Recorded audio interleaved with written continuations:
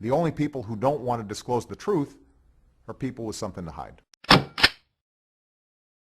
Well, listen, my next guest this afternoon is lead investigator Mike Zullo with the Sheriff Arpaio Obama fraud case. And almost all of you that listen know this guy, Mike Zullo, and we've got a lot of new listeners as well.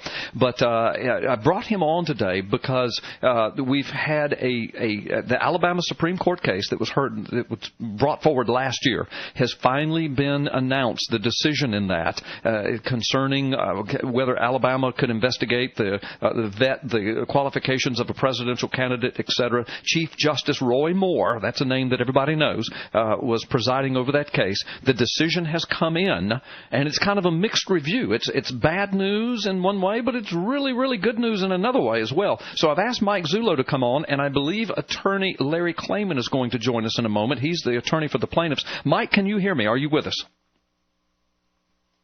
Mike Zullo. Carl, how are you? There you go. Don't scare me like that, man. What'd you do, walk away to get a cup of coffee or something? No, I think you're looking at yourself on television. That's what it is. He is. That's what it is. I'm looking. I just changed it. I'm all red in the face and I'm embarrassed. I was looking at myself on TV. But hey, there was a delay, man. Hey, get your coffee before the show. You don't walk away when I'm bringing you on the air. I'm sorry, I won't do it again. Okay. Well, listen, and we're hoping that attorney Larry Klayman will call up in a moment. But in the meantime, Carl, Larry just called me on cell phone. He is in his car. Yeah. And the reception is just awful, so he's not going to be able to do it. Okay. Well, we can get him on another time very soon. But in the meantime, I guess you'll have to do. Yeah, we'll have to suffer through it. I know. But listen, I know that you have been in touch with Larry all day today, and you and I have been in touch, so I know that you know this thing inside out. I know that you can speak very intelligently to it, so let me shut up, and you just tell people what's going on and say anything you want to say. We've got about 7 or 8 minutes before we go to a break, and then on the other side of that, we'll have a good 10, 12 minutes. So go ahead. Well, as you know, the Alabama Supreme Court just ruled on the eligibility issue to have Barack Obama put on the ballot. And I don't think it was really any surprise. It did come back 7-2, obviously 7 against, 2 with a dissenting opinion. Judge Moore was one of those. And really, after reading this 80-page opinion on this, I don't really think this is any surprise. It comes back to a fundamental question, which is there really a statutory provision or a statutory framework that gives authorization or authority to the Secretary of State to investigate claims that one may put forward to challenge the eligibility of an individual. Right. And I don't really think I have seen that. I know it's not here in Arizona, and I don't think I've seen that really in any other state statutes that I've looked at where it is incumbent upon the Secretary of State to take that mantle and run with it. Right. Right. Well, and I think that is the problem. I think you've nailed it. And listen, I got the opinion. But I didn't read all 80 pages, but I read about half of it. And, of course, we've got an article on P.P. Simmons, quite an extensive article, and a link to where people can read the opinion themselves. But, Mike, and correct me if I'm wrong on this, but, Mike, I came away with the feeling that even the guys that voted against this, they weren't really saying that we don't think we should vet the presidential candidate. They were saying we don't have the statutory authority in Alabama to do it, even if we wanted to. Right. And I agree with you, Carl, and I think that's pretty evident throughout it. I mean, you can see in some areas they were referring, this goes back to Congress, like you have been saying. Right. It's their job to do it. It's a federal issue. It is. And I think I gave you a statement early on.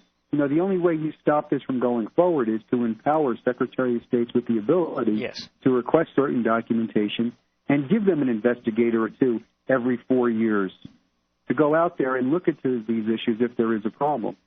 I mean, it should not be by any stretch an inconvenience for an individual born on United States soil to produce a valid birth certificate. In paper, authorized, documented, stamped, sealed, kissed, whatever it's got to be.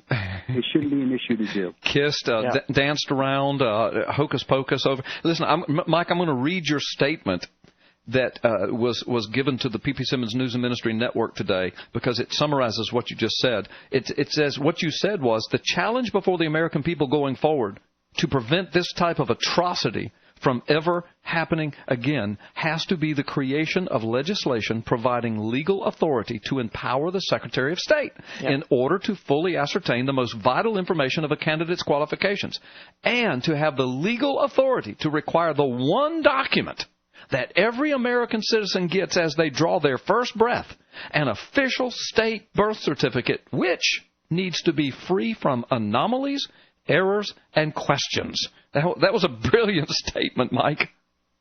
Well, Starbucks will do that to you. And a Holiday Inn Express. There you go, brother. You had a cup of coffee. Had a cup of coffee before you said that. Well, listen, I understand, but Mike, look. So what we need, I think, what we need to tell folks, and I'm going to say it, and then you correct me if I'm wrong, but I think we need to let folks know, look, of course, those of us that have been on top of this for 5-6 years, we would have preferred the Alabama Supreme Court to have issued a ruling saying, yes, we're going to investigate the qualifications of this man. We don't think he's qualified. That would have been cool. But you and I, let's be candid, Mike, way back when this went to the Alabama Supreme Court, you and I both said we hoped for that, but we didn't think it was coming, because the question was going to be, do they have the authority to do that? And after much investigation, the Supreme Court has determined they really don't. Now, Judge Moore disagrees. He says that he believes there are mechanisms to make that happen, but 7 of the other justices disagreed. And they're not saying they don't think Obama's not qualified. They're just saying, we don't think we have the legal authority to do it. Now, if Alabama wants to change its laws, we'll be glad to. Isn't that kind of where we are with this? It is. And Judge Moore keyed in on something that I had a discussion with 2 years ago with our Secretary of State, Ken Bennett, when he accepted actually it was a week or two before the verification came in. I know he was trying to get it. And I had said basically to him the same thing.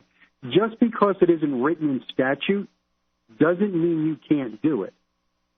And, he looked at me like I had 7 heads. I know. Because the truth is, you could try to do something about it. And let's just put forth a scenario.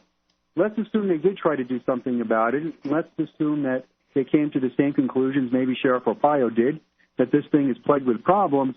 That would be a little difficult for people to ignore when it's the Secretary of State of the state coming forward and saying, there's a problem. Yeah, or a Chief Justice of a state Supreme Court. Yeah.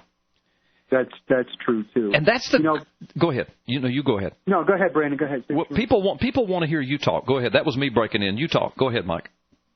I don't want people to look at this and say, oh, it's just another, knock, we're done, we're going down in flames. No, it's not. I really don't think that's what it is. I think what you're seeing here is you're seeing the way our legal system has never anticipated a problem such as this. Coming from the office of the president. That's right.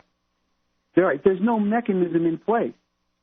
And this has been one of our pet peeves going forward. And I say it's Sheriff Arpaio and myself. Right. We're not going to sit there and try to make up statutes to charge somebody under, try to level false accusations. Right. We're concentrating on a fraudulent document. And Mike, if the document on any capacity ever gets adjudicated and it's found to be fraudulent or not trustworthy, that opens up a whole can of worms that some other agency is going to have to pursue. And Mike, you're brilliant. I mean, you just reminded me of something that an Obama birth certificate attorney, we wrote articles on it, you and I talked about it months ago. But do you remember the case where an eligibility issue, I think it went before the Georgia Supreme Court or maybe a federal court in Georgia, I don't remember, but they were going to argue the eligibility and whether or not he could be on the ballot, very similar to Alabama. And the attorney for Obama argued, it doesn't matter whether his birth certificate is legitimate or not. You don't have the authority to investigate it. You remember that? I do. That was actually in New Jersey. Okay. Well, there you go. New Jersey. New Jersey occurs. New Jersey case that was argued, and that was what the Obama attorney said. I understand that. I don't know if she was fired after that or reassigned, but she was gone after making that comment. Right. But now, listen, what she said was true, but the Obama camp just didn't want it admitted that was their defense. Okay, I mean, she didn't say these words, but I'm going to go ahead and paraphrase what she was really trying to say. Yes, he's ineligible. Yes, we know he's illegal. Yes, we know he shouldn't be in office. No, he doesn't have any identifying documents. But there ain't nothing you can do about it, New Jersey, because your statutes do not give you the authority to deal with this. That's true, and that's why in the statement I said, if you want to prevent this from ever happening again, you've got a couple of years to put in legislation that could prevent this. I mean, it is nothing. If you think about it going forward, and let's say we just held this to a presidential standard, it is nothing for a state official to assign one investigator every 4 years to look into matters such as this. It costs almost nothing. And you ensure the authenticity of documents. You preserve the sanctity that's given to us as a voting populace in the most glorious country in the world. I don't understand what the issue is, why nobody wants to take a stand. It is virtually cost-free to have somebody do this every 4 years, because there's only going to be one or two challenges. That's a great idea. I say Mike Zullo for president. Anyway, hey, Mike, listen, we got to take but we need to see his birth certificate. Yeah, we need to see your birth certificate, though, brother. I don't believe you were born in New Jersey. I got to call Carl. Maybe No. Hey, you weren't born in New Jersey. That accent's from Australia, brother. Hey, listen. Actually, Brooklyn, New York. Yeah, you do have a street. He's not from the United States, then. Mike Zullo, you do have a street accent from New York or Jersey or something, man. I got to tell you, if you could come down south, we'd teach you how to talk like you're supposed to. Hey, Mike, listen, we're going to have to take a time out. When we come back, we got a lot more good stuff to talk about. Folks, you're listening to Freedom Friday with Carl Galsby. The only people who don't want to disclose the truth are people with something to hide.